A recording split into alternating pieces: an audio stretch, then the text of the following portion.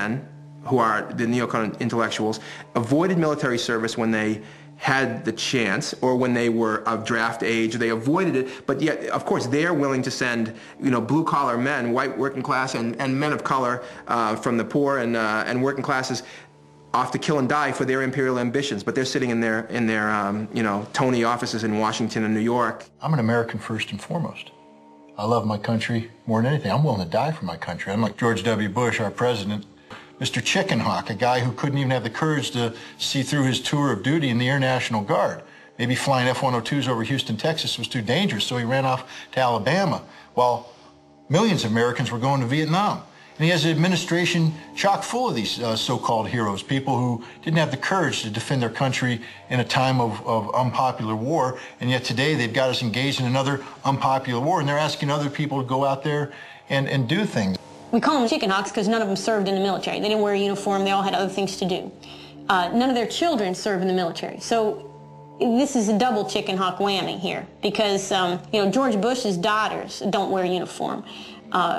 It's funny, he says, my daughter's the same age as Jessica Lynch. Yeah, but there's a big difference. Jessica Lynch wore a uniform and did what you guys told him to do. You say you're the leader of the free world because you have military experience, and we find out you've been AWOL. You didn't really show up.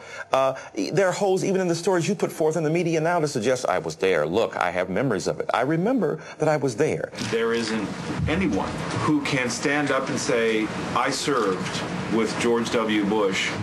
These records ought to have been noted by his commanding officers. Some of his officers don't recall ever seeing him. That's a simple question. How about a simple answer? Bush was a draft dodger.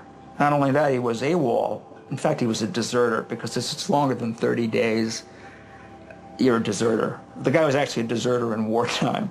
If it had been Clinton, they would have just crucified him on the White House lawn. I was in Iraq when George Bush made the comment when he was talking about Iraqi attacks on U.S. soldiers, and he said, bring them on.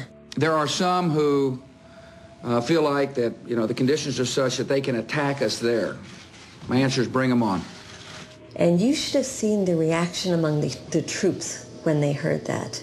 They started saying, bring on the attacks. We're the ones who are out here on the streets doing patrol that are the targets.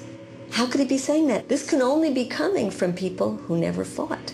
He can dress himself up all he wants in this military gear and show up on aircrafts and present himself with a turkey in front of the troops. This guy never fought a war. He's not qualified to speak of himself as macho, but he's shrewd enough to know that those working males out there are very angry, and that if he presents himself as macho, as he did, of course,